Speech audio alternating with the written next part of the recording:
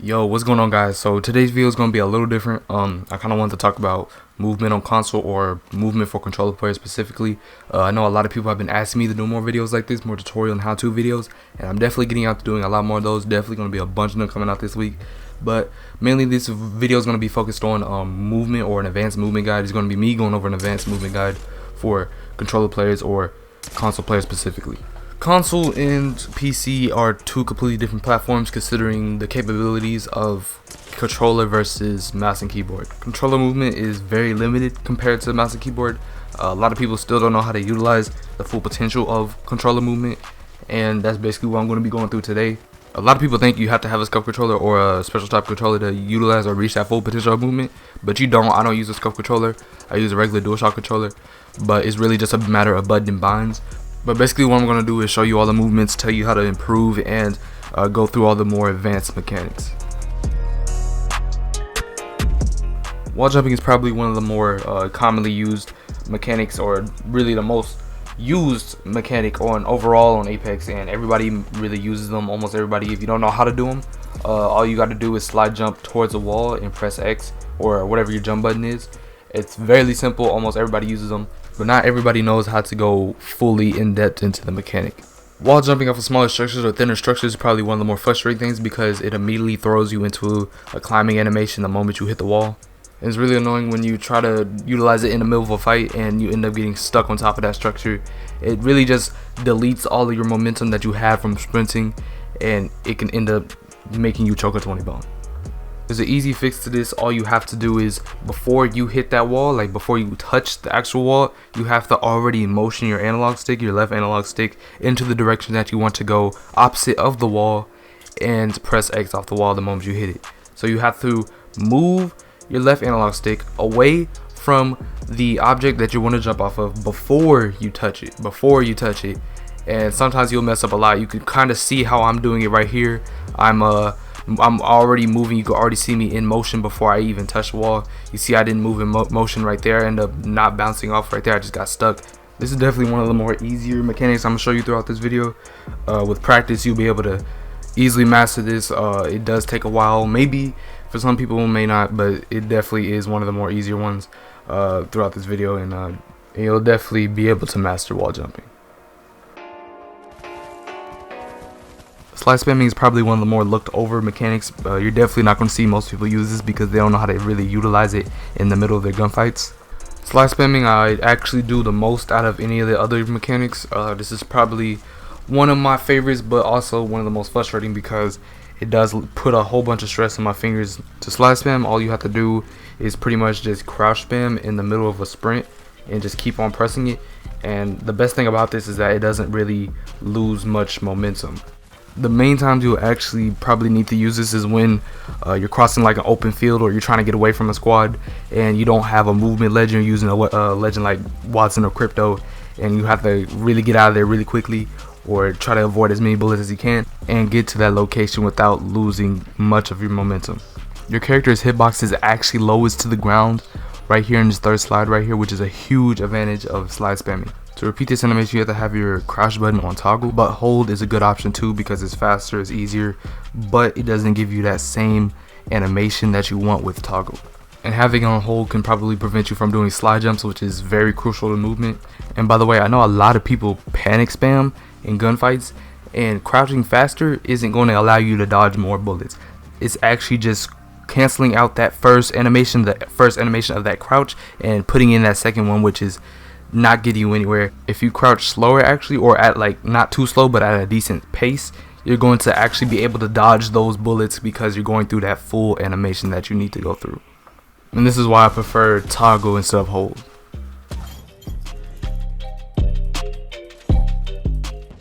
There are three versions of zipline bouncing. You have horizontal, vertical.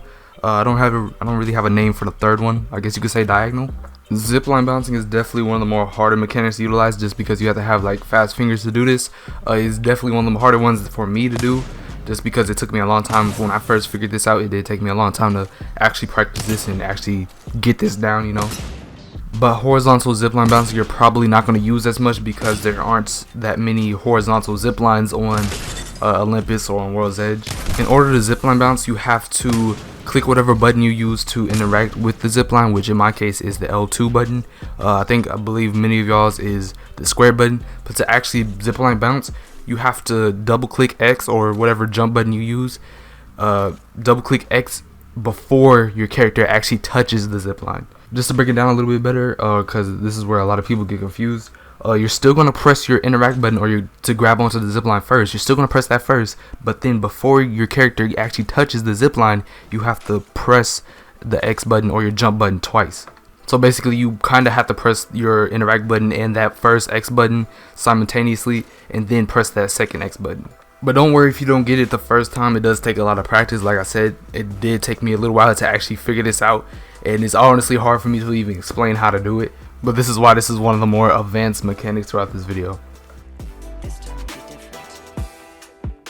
Vertical zipline bouncing is literally the same as horizontal zipline bouncing. It's just that you're doing it on a vertical zipline.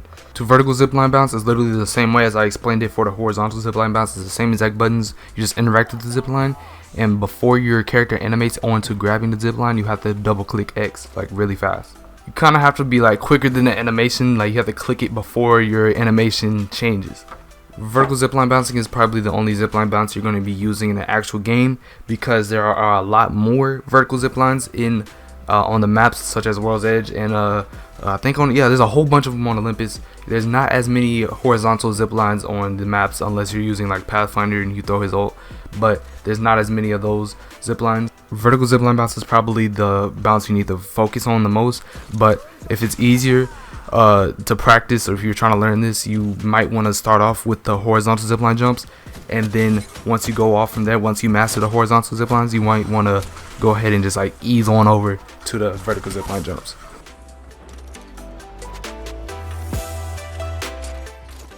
For this mechanic, I don't know what to really call it. I'm just going to call it zip flip just because it sounds cool. But this is probably one of the more easier ones compared to the actual zipline bounce. But it's easy for me because my binds are different. I can actually like grab onto the zipline and press my jump button without letting go. If you use the default settings or a button puncher, you probably have to take your buttons. You're using square, you'll probably have to take your finger or shift your finger between the square and the X button constantly just to actually do this. But to do this mechanic, the easier way to do it is to hold down your interact button, hold it down, and just click X as many times as possible. But sadly, you can only jump off the zipline 3 times, because I believe back in season 4 or season 3 or season 4, this mechanic used to be insanely OP. You could literally do it infinitely without stopping. But Respawn saw this and said they gotta nerf it, so they nerfed the ziplines and they added a timer to them, to where every time you let go of the zipline, it adds more time to when you can actually grab onto it again. But every time you touch the ground or hit the ground, your timer resets. But the times where you're actually going to use this mechanic is when you're actually going up a vertical zipline like a balloon or something. You have to get away from, like, let's say you're running away from a whole squad and they're shooting at you. It's a really easy way to dodge some bullets real quick, but sadly you can only do it 3 times. If you let go the 3rd time, you're probably not going to go up anymore. You're just going to fall off and they're going to easily kill you when you hit the ground. My best example of this is this gameplay right here, this clip. I literally jump off the zipline 3 times and dodge every single person's bullet and just grapple up with Pathfinder. But if I wasn't using Pathfinder right here, I would have most likely died. If I was using Crypto or Octane or something, that Wraith right there would have easily just beamed me off and just killed me. But since I was using Pathfinder, I was able to easily get away. This mechanic is definitely one of my favorites because it's fairly easy for me to do. I could easily clutch up with it, and I guarantee you guys you'll be able to clutch up with it too. Alright, so the last mechanic is bunny hopping. An easy way to bunny hop is to change your crouch button to hold, and all you have to do is hold down your crouch button and jump every time you touch the ground. The better you time your jumps, the less momentum you'll lose. If you use toggle, it's a little bit more frustrating because you have to go back and forth between the buttons, but it's still possible. It's just a little bit less efficient. Bunny hopping is also one of those mechanics that got nerfed back in the day. I think it was around season 1. It was somewhere around there where the devs actually found out everybody was doing this. I know a lot of people on PC used to use this. You usually use it to go behind cover quickly, or just to move around and heal up at the same time while jumping and sliding at the same time. But I don't know how they exactly nerfed it. I think they like every time you hit the ground you lose momentum, and it just builds up to that. But you can still use bunny hopping on console and on PC, but just not for a long period of time like we used to. But if you don't like bunny hopping, or if you just get tired of it, slide spamming is definitely a better option. Slide spamming is 100% better than bunny hopping. Bunny hopping, I feel like you expose too much of your hitbox and you could probably get shot easier. Slide spamming, you're closer to the ground, you're not wasting much time, you could easily transition to the next direction. Bunny hopping is still really good with movement legends, but I feel like it lacks purpose with non-movement legends. But slide spamming just kind of gives you a better opportunity to actually survive a gunfight. Alright y'all, so that was my advanced movement guide for controller players. If you guys have any more questions on how to do any of these mechanics, go ahead and leave those down in the comments. It took 100+ hours to make a 10-minute video, but you know, it's always worth it when you're helping people out, you know.